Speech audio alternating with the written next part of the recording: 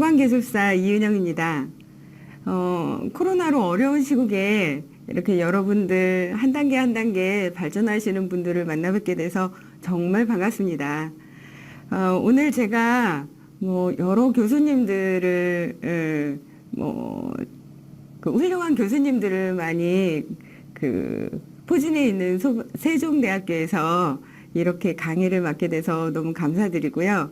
이런 기회가 사실은 저한테도 새로운 기회가 될 거라고 생각합니다. 오늘 이 앞에 서 있는 제가 어떤 사람인지 궁금하시죠? 네. 저는 현재 경기대 도시방재학과 박사과정에 있고요. 사실은 공고생이에요. 공고 화공과 졸업이고요. 35세 대학교를 들어갔습니다. 서울과학기술대학교 안전공학과에 들어가서 거기에서 석사까지 마치고 그 다음에 소방기술사까지 딴 다음에 박사과정에 들어갔죠. 제가 좀 늦은 나이에 공부를 시작했어요. 그래서 지금 저는 51을 바라보고 있고요. 이름은 이은영이고 저는 현재 아이 셋을 키우고 있는 주부이기도 합니다. 제가 보유하고 있는 자격증은 소방설비기사, 소방시설관리사, 소방안전교육사, 그리고 소방기술사까지 취득했습니다. 배경에 보이시는 첩첩산중이 보이시죠? 제가 지금 올라 있는 곳이 저 산에 가장 높은 곳이라면 제가 설비 기사를 공부할 때 제 위치는 저 가장 낮은 보이지 않는 계곡이었어요. 고등학교 졸업한 다음에 사회에 나와 보니까 노동 계층에서 가장 하위에 가장 임금도 적고 존중받지 못하는 그런 처우를 받으면서 일을 시작했죠. 저의 인생은 소방을 만나면서 전환기가 됐던 것 같아요.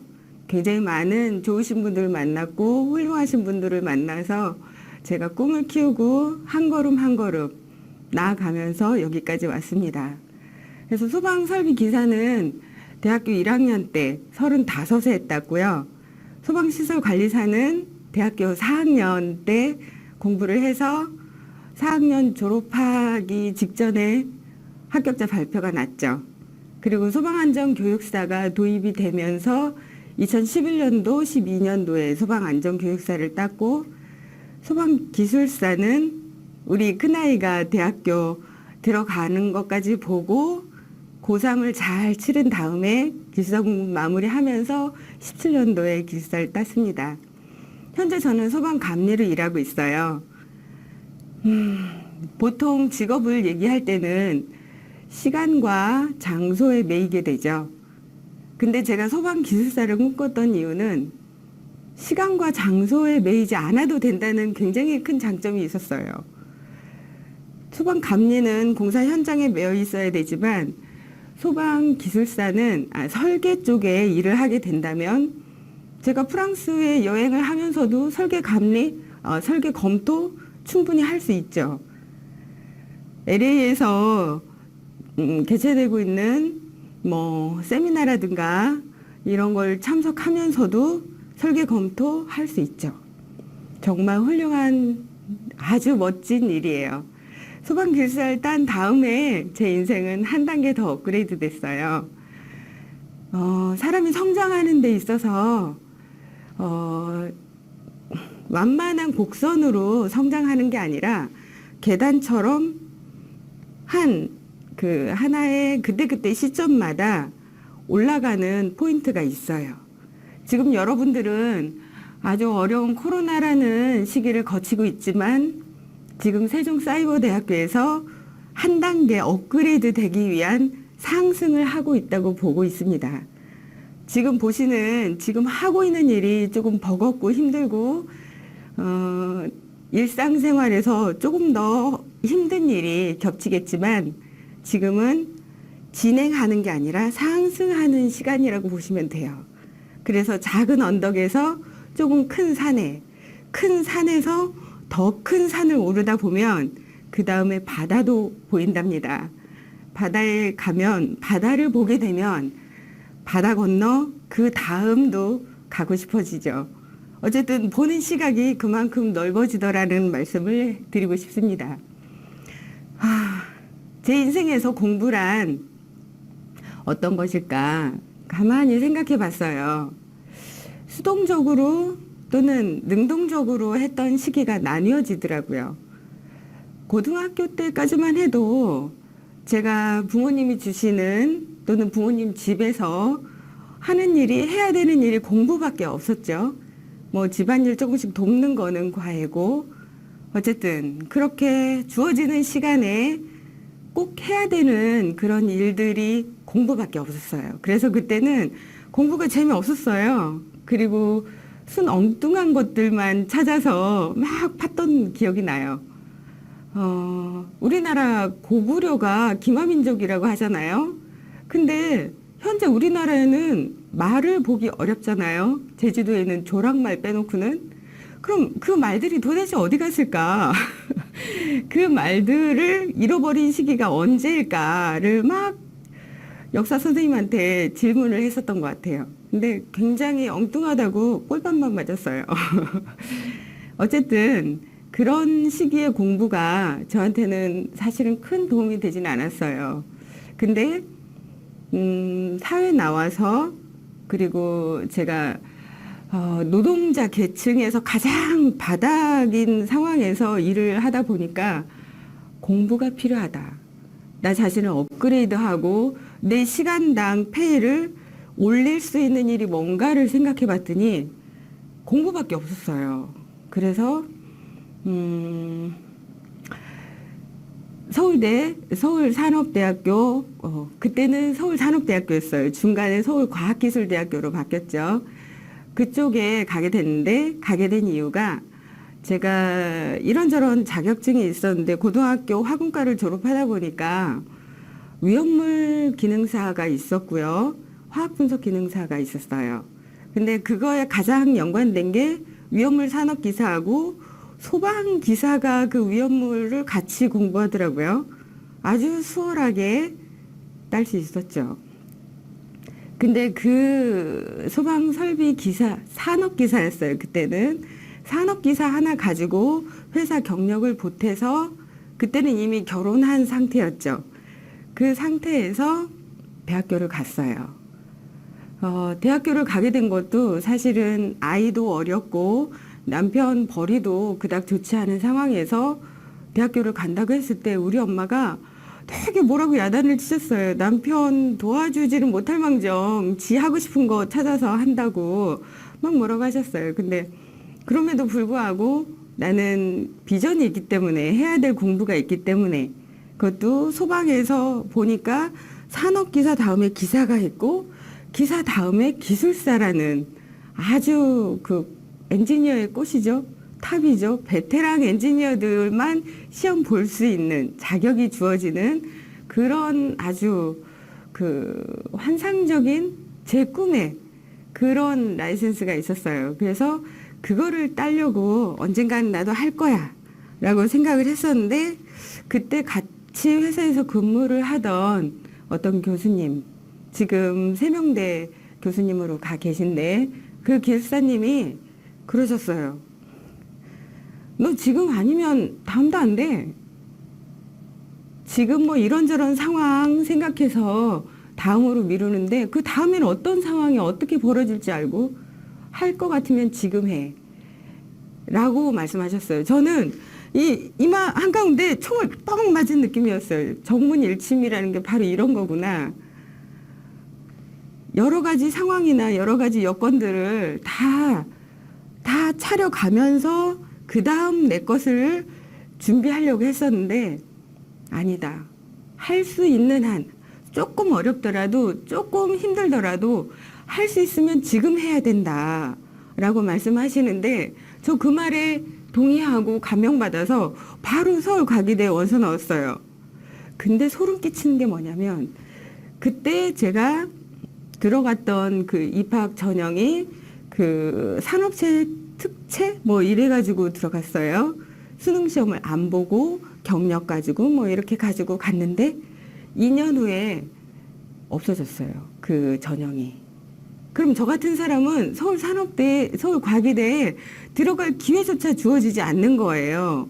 가능하면 뭐 전문대 조리에서 3학년으로 편입은 가능했지만 2년 후에는 1학년부터 들어갈 수 있는 산업재 특별 전형이 없어졌다는 거죠. 정말 저는 그 교수님께 평생 사부님이라고 부르면서 아직도 연락하고 감사의 메시지를 전하고 있죠. 정말. 그리고 나서 이수경 교수님, 그때 주임 교수로 계셨던 이수경 교수님을 만나서 지금까지 왔죠. 공부에 있어서 정말 중요한 분야를 얘기한다면 저는 인간관계, 재무관리, 직업능력 뭐 이 정도라고 생각을 해요. 직업능력은 우리가 대학교에서 또는 고등학교에서 이렇게 많이 배우는 거죠. 근데 인간관계나 재무관리에 대해서는 따로 가르쳐 주지를 않더라고요. 그게 가정교육에서 많이 당연히 배울 거다라고 생각을 하지만 상사를 접했을 때 그리고 내 동료나 선배나 또는 내 아랫사람을 대할 때 그 어떤 인간관계, 상호작용 이런 것들에 대해서는 따로 배운 적이 없어요.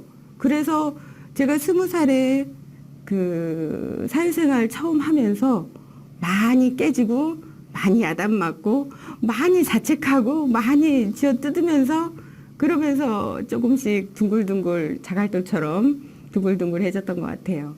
그리고 재무관리라고 하면 아직도 월급을 따박따박 벌어서 적금 부어서 그 적금을 가지고 집 사고 차 사고 뭐 이런 걸 기본 패턴으로 가르쳐 주시죠. 우리 부모님들은 특히 그게 다라고 생각하셨어요. 근데 제가 사회 나와서 보니까 그거 말고 돈을 버는 시스템도 있고요. 또 인세라는 개념으로 해서 책을 쓰거나 또는 어떤 거에 특허권을 갖고 평생 인세를 받아먹을 수 있는 그런 것도 있더라고요. 또한 그거 말고 리스크 관리가 필요하죠. 내가 다쳤을 때 또는 내가 직장을 잃었을 때 지금처럼 코로나19가 막 한참 기승을 벌이는 상황에서도 제 재무관리, 제 통장은 단단해야 되잖아요. 안정적이게 들어와야 되잖아요. 그런 리스크 관리를 어떻게 할 것인가. 또는 내가 교통사고 나서 질병이 나서 일을 못했을 때 그 공백을 어떻게 채울 것이냐. 그거 역시도 교육을 따로 안 시켜주더라고요. 보험도 필요하고요. 투자도 필요하죠.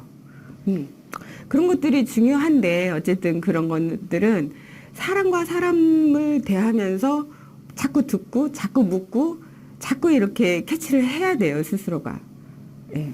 그리고 직업 능력에 대해서는 고등학교 때 뭐 머리하는 미용도 배울 수 있고 저처럼 공고 다니면서 실험실에서 비커에 뭐 그 pH 적정 맞추는 방법이라든가 화학 분석이라든가 뭐 이런 것들을 할 수도 있어요. 근데 실제 회사 나가서는 그 능력이 필요하지 않더라고요. 그보다 한 단계 더 업그레이드 된 능력이 필요하죠. 그래서 바로 능동적인 그 공부라는 게 실제로 내가 사회에 나가서 부딪혔을 때 내가 공부하게 되는 그 직업에 대한 능력 또는 그 직업에 필요한 자격증 또는 그 한 단계 업그레이드 될 수 있는 승진 시험 이런 것들은 다 능동적인 공부죠. 사람이 공부를 함에 있어서 이 능동적인 공부가 정말 내게 되더라고요. 내 돈과 내 안락과 내 행복을 좌우하는 공부더라고요. 지금 여기 세종사이버대에서 공부하시는 여러분들이 하는 공부가 바로 능동적인 공부죠. 필요해서 오셨잖아요. 학위가 됐든 공부가 됐든. 그 공부를 여러분들이 어떻게 하느냐에 따라서 언덕에서 얕은 산으로, 얕은 산에서 더 높은 산에서 그 다음 바다로 넘어갈 수 있는 베이스가 될 거예요. 발판이 될 거예요. 저 같은 경우에는 소방기술사를 땀에 있어서 집중할 시간이 필요했죠. 그 공부 방법이 어땠는지 잠깐 설명을 해드릴게요. 공부, 특히 직업 능력에 대해서 공부를 할 때는 집중이 필요하죠. 집중이 정말 고도의 집중이 필요한 공부를 할 때는 사전 준비, 그리고 시작점, 효율 증폭, 마침표 이 네 가지가 굉장히 중요하다고 생각하는데 한번 들어보세요. 집중을 해야 될 공부에 있어서는 기간이 장기적일 수밖에 없어요. 고시든 기술사든 뭐 어떤 거든 간에 장기적인 준비가 필요한데 사전 준비가 어떤 게 필요할까요? 제 입장에서 사전 준비라고 하면 제 주변에 내가 공부한다는 거에 대해서 태클 거는 사람들을 다 아군으로 먼저 섭렵을 해야 돼요. 어떻게? 예를 하나 들어드릴게요. 저희 친정엄마가 곧 국민학교밖에 안 나온 촌부예요. 하실 수 있는 거라고는 애 키우고 밥 살림하고 뭐 조금 더 재봉질을 하셨으니까 뭐 애기들 거 뭐 떠서 재봉질해서 입히고 예쁘게 살림하고 그게 다예요. 근데 우리 엄마는 제가 뭔가를 공부한다, 뭔가를 돈을 벌어서 뭔가를 이룬다라는 것을 크게 생각해 본 적이 없는 분이셨죠. 그래서 제가 대학교 간다고 했을 때 35세 대학교를 간다고 했을 때도 굉장히 만류를 하셨어요. 근데 대학교도 모자라서 이제 관리사 공부를 한다고 4학년 여름방학 때부터 도서관에 처박혀서 저희 남편의 연차 여름 휴가를 다 쓰게 하고 저는 도서관에서 공부하고 남편은 살림하고 애를 봐주고 저를 외조를 해줬죠. 그 상황에서 엄마가 막 뭐라고 하시는 거예요. 그래서 저는 엄마한테 그랬죠. 엄마, 내가 관리사를 붙으면 현찰 500 쏠게. 진짜 빳빳하게 현찰 500 쏠 테니까 제발 나 공부할 때 뭐라고 좀 하지 마. 그리고 엄마가 믿는 그 하나님한테 제발 붙게 해달라고 기도 좀 해줘. 우리 엄마가 믿질 않았는데 내가 현찰 500이라고 하니까 믿거나 말거나 되면은 현찰 500이 떨어지는 거거든요. 그땐 이미 우리 아버지가 세상에 먼저 하늘나라로 가셨고 우리 엄마한테 그만한 현찰을 쏘는 자식이 없었죠. 제가 맞이였으니까 누가 도움 줄 사람도 없었고. 엄마는 진심으로 비셨나 봐요. 제가 합격을 했죠. 그리고 현찰 500을 쐈어요.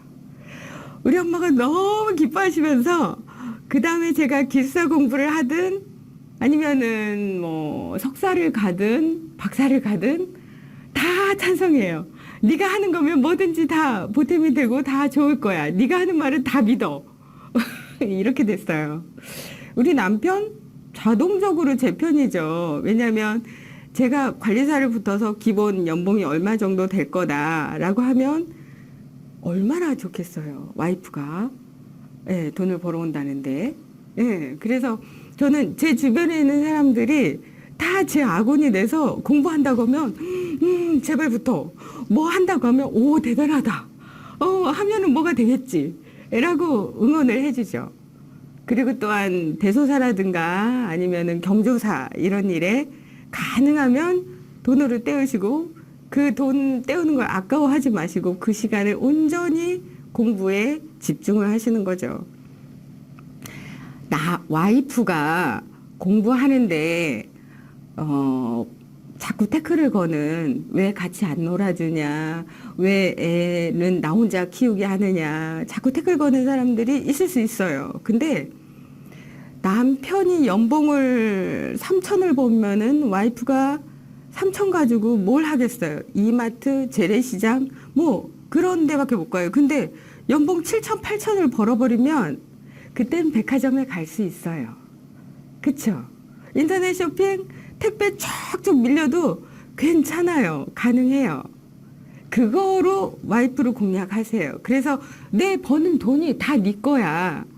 네 많이 쓰게 하려고 내가 공부하는 거야. 라고 인식을 시켜주세요. 그러면 아마 일요일이건 밤이건 뭐 공부한다고 하면 제발 좀 공부해. 제발 공부해. 고마워. 공부해줘서 고마워. 할 거예요. 네. 그건 아이들도 마찬가지죠. 장난감이 바뀌어요. 요즘 비싼 장난감 많죠. 우리 애기 장난감을 고르다 보니까 뭐 기본 장난감 이렇게 붕붕 타고 다니는 장난감도 15만 원, 20만 원짜리가 있더라고요. 아주 좋아요. 그리고 그렇게 사전 준비를 다, 내 주변을 다 정리한 다음에는 시작점이 중요해요. 기본적으로, 하나의 예를 들자면, 화학 기호, CU가 뭔지, FE가 뭔지 모르는 상황에서라면, 예를 들어서 소방을 말씀드릴게요. 소방을 공부하실 때 화학식을 외우지 마세요.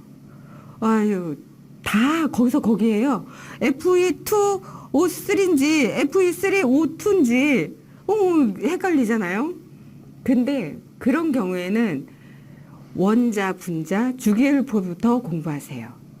그렇게 되면은 FE2 O3가 왜 그렇게 나오는지를 이해를 하게 될 거고, 화학식이 거기서 거기 비슷한 화학식이 반복되더라도 이게 반복돼서 차근차근 단계별로 넘어가는구나라는 걸 이해할 수 있어요.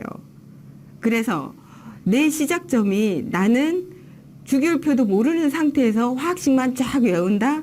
사상누각이에요. 언제 무너질지 몰라요. 그냥 자고 일어나면 다시 원상복귀 돼요. 그런 비효율적인 공부는 안 하셨으면 좋겠어요. 시작점을 정확히 알고 내 바닥이 베이스가 어딘지 알고 그 다음에 시작하세요. 그 다음에 효율 증폭이라는 부분이 있죠. 사람마다 망각의 동물이죠. 망각의 곡선이 있어요. 그 망각이 10분만 지나도 망각이 시작이 돼요. 뭔가를 열심히 공부하고 뭔가를 열심히 들었어요. 10분만 지나도 망각이 시작이 되고, 그 다음에 하루만 지나도 70~80%, 80% 이상이 다 잊어버린다고 보시면 돼요. 일주일이 지나면 50% 이하예요. 그리고 한 달이 지나잖아요. 그러면 80% 이상이 다 지워진다고 보시면 돼요. 특히 40이 넘어가시잖아요. 더 해요. 거기에 플러스 알파가 더 붙는다고 생각하시면 돼요. 근데 그거를 역이용하자고요. 하루 10분 지나서 망각이 시작된다고 하면 10분 후에 다시 한번 쓱 보면 돼요. 1시간이 지나서 80%, 20%가 망각이 된다면 1시간 후에 다시 보시면 돼요. 일주일 후에 50%가 망각이 된다고 하면 다시 보시면 돼요. 그래서 단기 기억을 장기 기억으로 넘길 수 있는 테크닉을 발휘하셔야 돼요. 내 기억이 얼마만큼마다 소멸하는지, 또는 나의 집중력이 10분인지 30분인지 1시간인지 10분부터 시작하셔도 돼요. 10분 앉았다가 10분 놀고 30분 앉았다가 30분 놀고 하셔도 돼요. 괜찮아요. 처음에 시작하시는 게 어려운 거는 누구나 다 마찬가지예요. 녹슨 자동차를 한번 굴리기 시작하면 처음에 굴리기 시작할 때 너무 뻑뻑하죠. 근데 한번 돌아가기 시작하면 막 돌아가요. 그 돌아가기 시작할 때까지가 힘들어요. 그래서 내 공부 수준이 이 정도라면은 이쪽에서 내 집중하는 시간이 30분이면 30분부터 억지로 3시간, 4시간 앉아있을 필요가 없어요. 30분 놀고 30분 공부하면은 효율이 굉장히 좋아요. 30분 놀 때 뭘 하느냐? 저 같은 경우에는 전혀 공부랑 상관없이, 소방이랑 상관없이 전혀 다른 뭐 조경이라든가 만화라든가 아니면은 옛날 그 그림 화집, 명작 화집 이런 것들을 봤어요. 그러면서 나머지 머리를 쫙 쉬었다가 클리어했다가 다시 30분 후에 봤던 걸 다시 슉 봐요. 와, 그래, 이거지. 그 다음에 다음 진도가 나와요. 그러면은 내 기억이 단기 기억에서 장기 기억으로 점차 쌓여요. 쌓이는 것에 어느 정도 시간이 지나면 내가 일주일 공부한 것도 1시간이면 슉 넘길 수 있어요. 기사들 시험장에 마지막 갔을 때 그 1시간 동안, 그 10분 동안 내가 공부했던 걸 훅 한번 본대요. 가능합니다. 어떻게 가능하냐고요? 학원 가시면 됩니다. 학원에서는 쉽게 공부하는 공부 패턴을 다 가르쳐 줘요. 근데 그것을 자기화해서 내 체질에 맞게, 내 패턴에 맞게 움직이시면 돼요. 그리고 마침표라고 돼 있죠. 공부에는 저는 끝이 없다고 생각을 하는 사람인데, 마침표라는 거는 시험 보는 그 날짜, 딱 그 시간을 말하는 거예요. 시험 보는 그 시간에는 내 뇌의 상태, 내 몸의 컨디션, 내가 알고 있는 모든 지식이 최고 피크치를 딱 찍어야 돼요. 그 상황에서 모든 걸 한꺼번에 쏟아내야 돼요. 그러려면 내가 그 전에 먹지 않았던 음식 먹으면 안 되죠. 내가 긴장했다고 밤에 잠을 안 자요? 날밤새서 공부해? 절대로 안 됩니다. 그리고 내가 앉았던 방석, 내가 입었던 옷, 내가 마셨던 차, 이런 것들을 시험장으로 그대로 갖고 가세요. 마셨던 차 들고 가시고, 입었던 옷 입으시고, 앉았던 의자 당연히 다르겠죠. 그 방석을, 저 같은 경우에 등산 방석 얇은 거를 준비했어요. 여자니까 아무래도. 그래서 등산 방석을 준비해서 엉덩이가 차갑지 않게. 저는 엉덩이 차가우면 정말 별로거든요. 어쨌든 그렇게 제가 편안할 수 있는 여러 가지 조건들을 딱 그 시간, 그 타임에 최대한 발현할 수 있게 세팅을 해놓죠. 그 다음에 내가 알고 있는 거를 다 쏟아붓는 거예요. 그리고 쏟아부을 때 주문을 하는 거예요. 주문을. 나는 조상이 돕는 사람이다. 나는 조상이 돕는 사람이다. 내가 한번 봤던 것도 난 기억해낼 수 있다. 내가 흘려 들은 것도 난 이 자리에서 플러스 마이너스 알파가 생기더라도 난 다 적어낼 수 있다. 라고 자기 체면을 거세요. 그리고 쏟아내세요. 할 수 있어요. 자기 체면 중요하죠. 중요하죠. 그래서 제가 기술사라는 마침표까지 찍었고요. 공부는 끝이 없다고 그랬잖아요. 계속 신기술이, 계속 새로운 것들이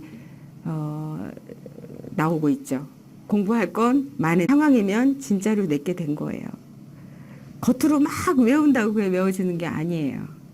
그래서 어쨌든 그 마침표까지 공부를 하셨으면 좋겠습니다. 그래서 저는 행복한 인생을 살고 있습니다. 행복한 인생은 어떤 거냐면 우선 저 자신을 알아야죠. 아, 내가 뭘 했을 때 행복하지?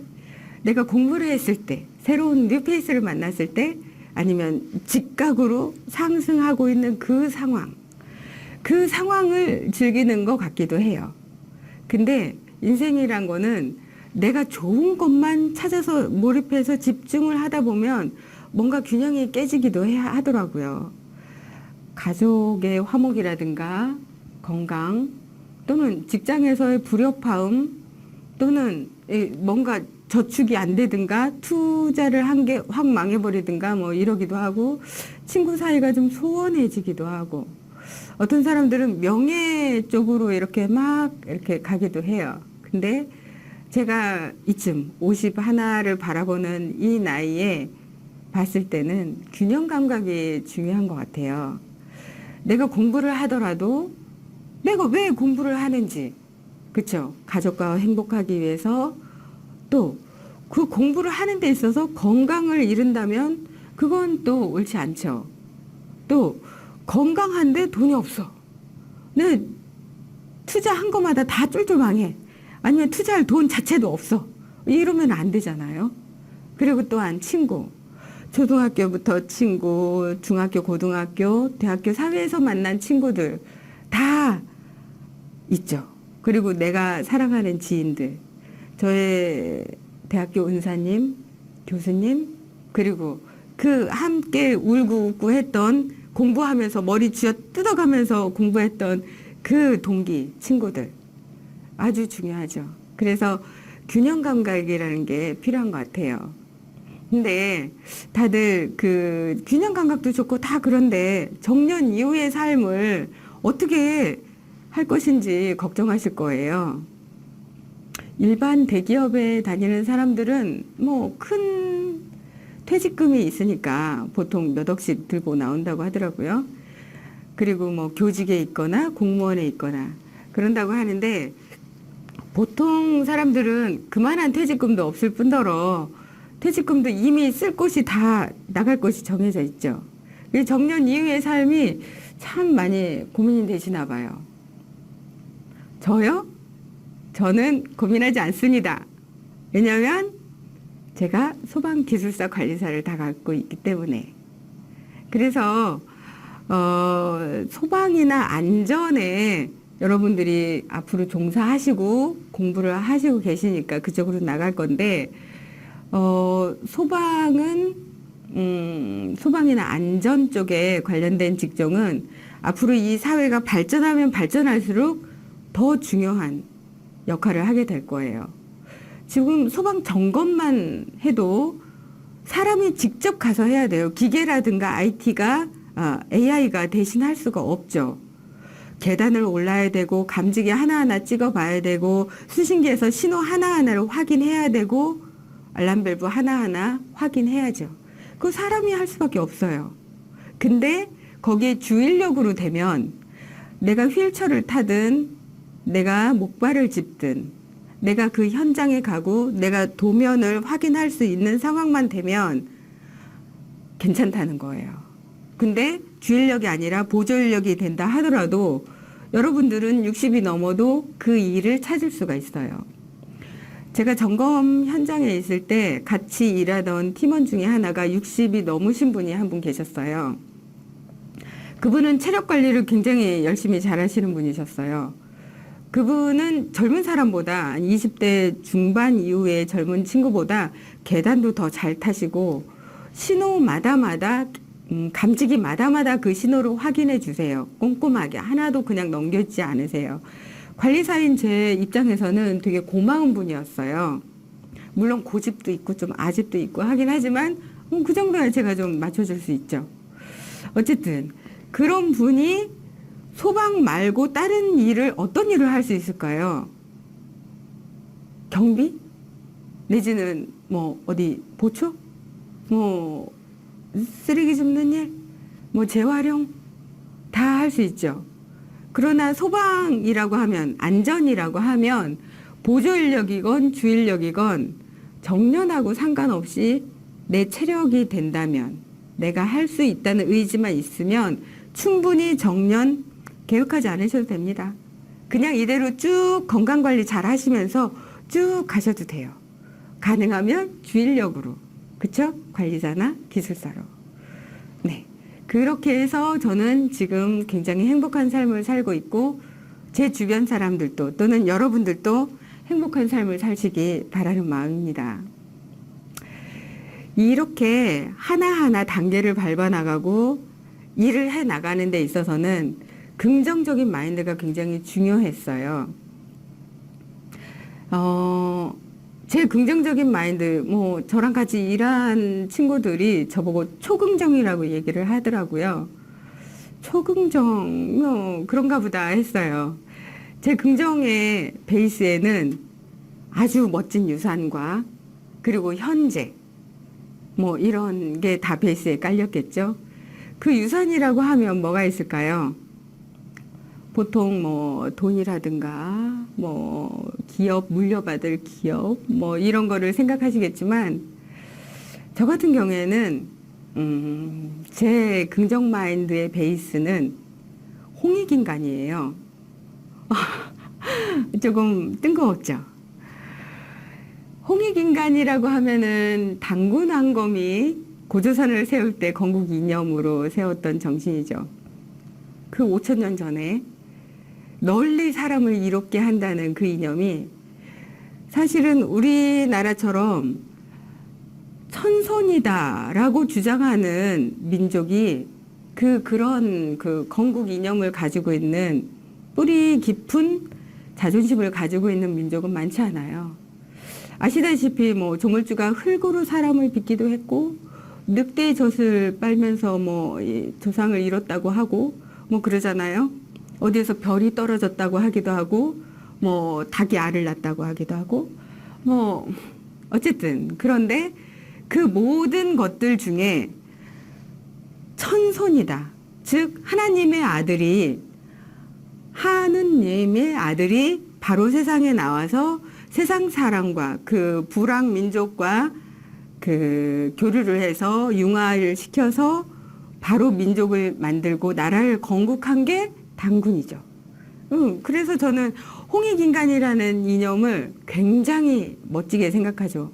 정복하거나 쓸어버려서 내 거를 쟁취한다거나 남의 땅을 뺏어서 내 거니 하고 이렇게 강탈하거나 이런 정치 이념이 아니죠. 그리고 그 많은 국난 속에 외란, 호란, 정멸한 뭐 많은 뭐 6.25도 있었고 일제강점기도 있었죠. 그 많은 것 중에 재난을 겪으면서도 내 부모님이 나를 살리셨고 내가 태어났고 이 땅에 살고 있어요. 그 어려운 시기에 많은 시기를 거치면서 그리고 또한 제 자긍심의 또 하나가 한글이에요.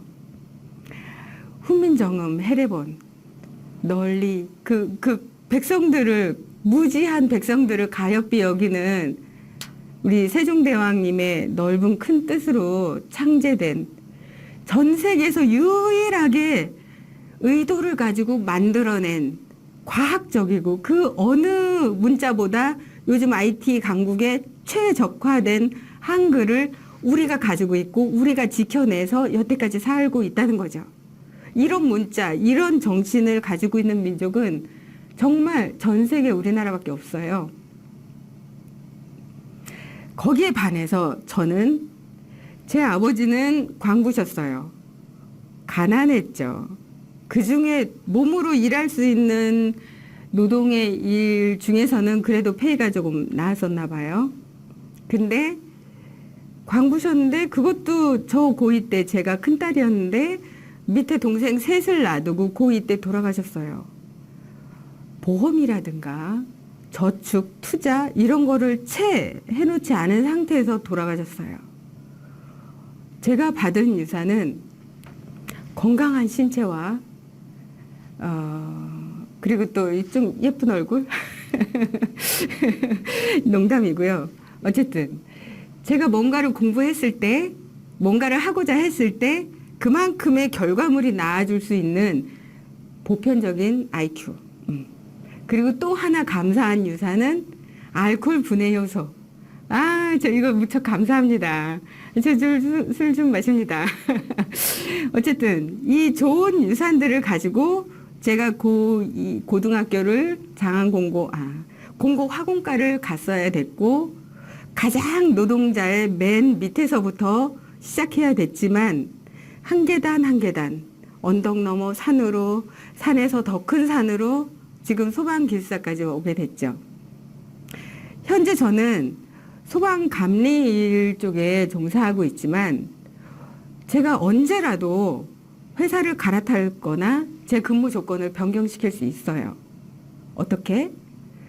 소방 설계 쪽으로 일을 하게 된다면 굳이 5일 6일을 출근할 필요도 없죠. 그러면 출근하는 날짜를 조정해가면서 제 페이를 조정할 수가 있어요. 그리고 또한 내가 제주도에 가서 살고 싶다. 그러면 제주도에서 지금 필요한 일이 소방 감리냐, 소방 설계냐, 아니면 소방 점검이냐. 그에 따라서 내가 일을 선택할 수 있죠. 제주도는 소방 점검이 굉장히 점검이 굉장히 높게 평가되고 있다고 알고 있어요. 그래서 제주도도 한번 살아볼 예정입니다.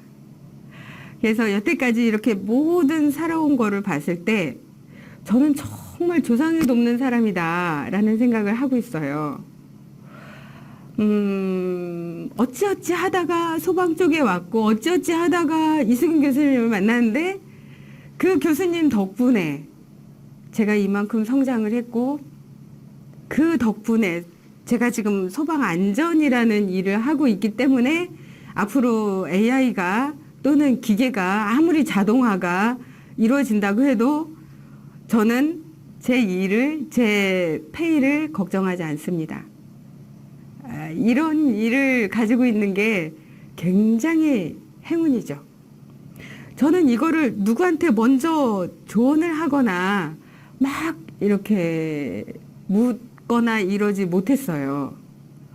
보통 카운셀링이라고 하죠.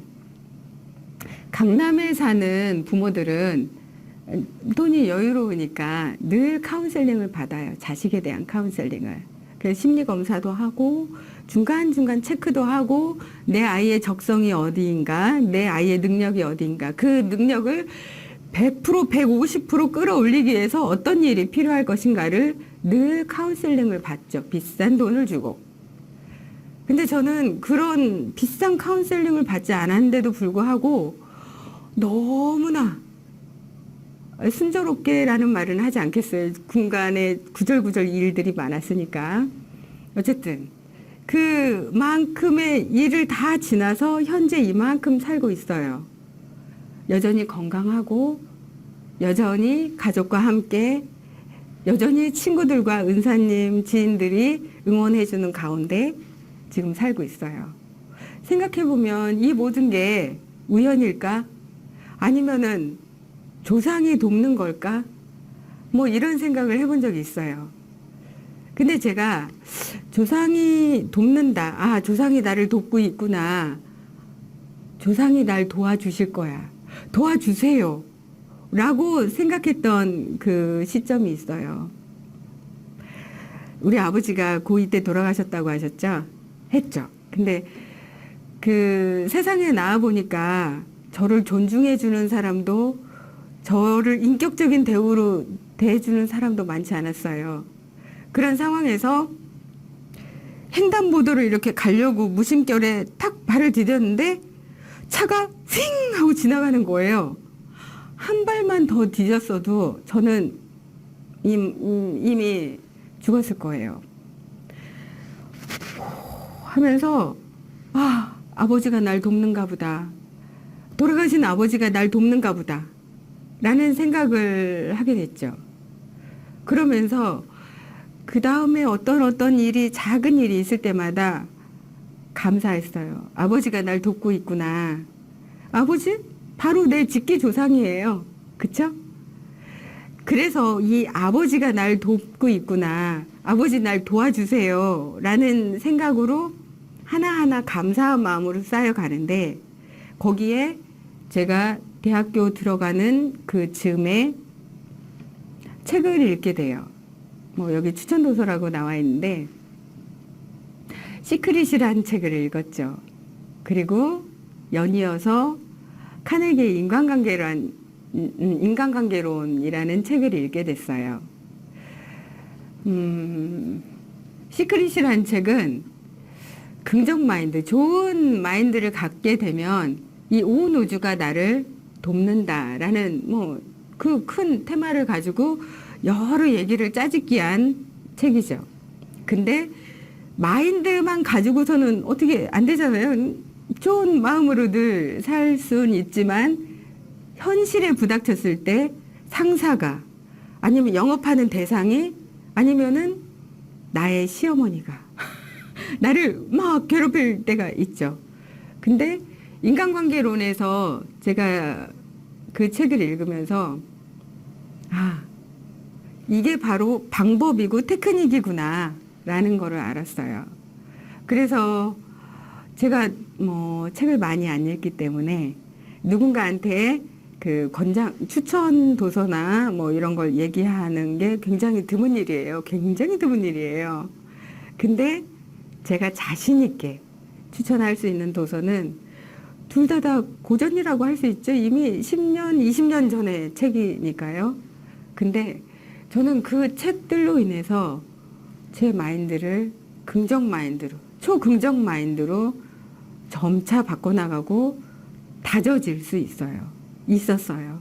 그래서 현재까지도 제가 부족하거나 제가 많이 모자란 점이 많은 사람이에요. 기본적으로 좀 게으르기도 하고요. 시간 개념도 좀 희미한 부분이 있고요. 좀 깔끔하다거나 이 정리정돈을 잘한다거나 뭐 이런 쪽하고는 거리가 멀어요. 그럼에도 불구하고 얼기설기 이어져 온 내 생활이 이만큼까지 왔어요. 제 아이디 닉네임이 불량주부예요. 불량주부. 나 이렇게 좀 불량해. 완벽하지 못해. 라는 걸 그대로 인정하는 거예요.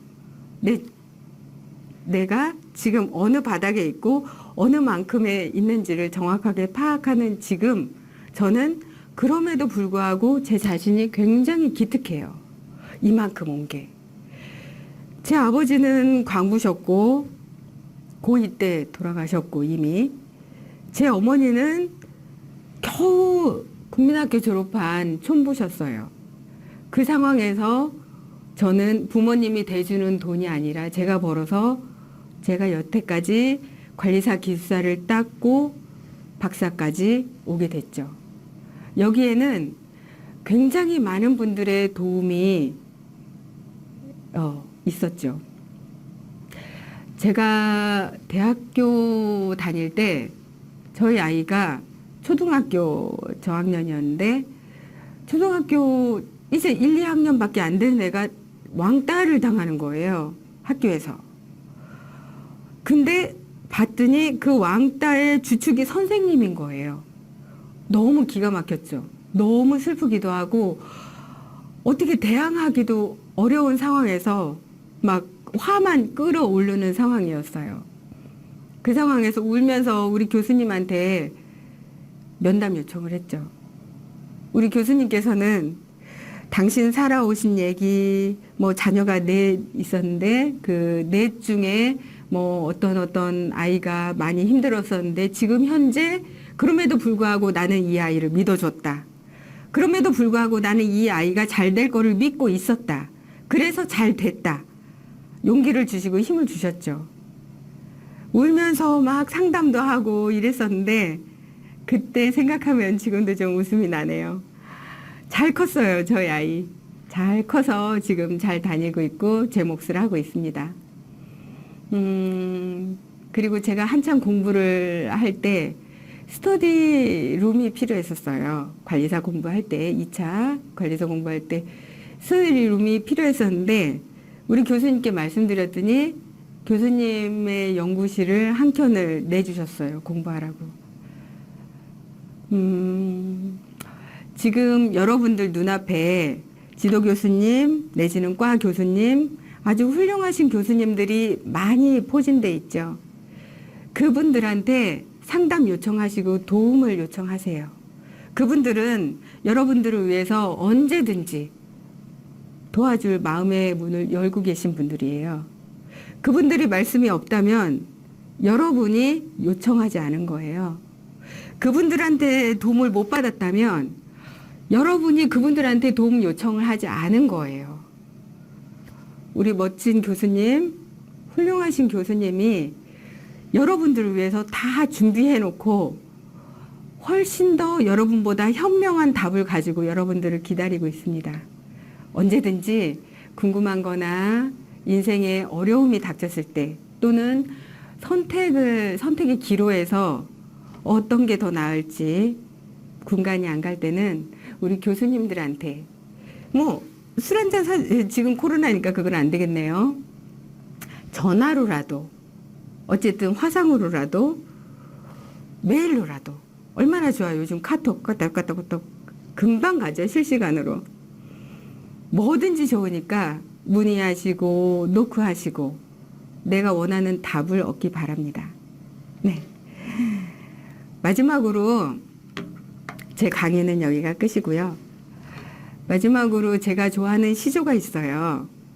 제 중학교 때 교과서에 실렸던 시조예요. 잠깐 들어보세요. 태산이 높다 하되 하늘 아래 메이로다. 오르고 또 오르면 못 오르리 여건만은 사람이 제 안이 오르고 매만 높다 하더라. 여러분이 목표하고 계획하고 계신 일이 얼마만큼 큰지 얼마만큼 높은 산인지 다 이루실 거예요. 다 이룰 수 있어요. 언덕으로, 산으로, 지금 첩첩산중 두렵지 않아요. 오르고 오르면 못 오를 일이 없다고 옛날 그 몇백 년 전에 선조도 말씀하셨잖아요. 제가 그 많은 시조 중에 왜 이 시조를 외우고 있는지 저도 잘 모르겠지만 어쨌든 모든 계획을 다 성취하시고 또한 균형 감각으로 가족과 친구 그 모든 균형 감각을 잘 이루셔서 어떤 거라도 휘청거리지 마시고 다 이루시는 여러분 되길 바랍니다. 감사합니다.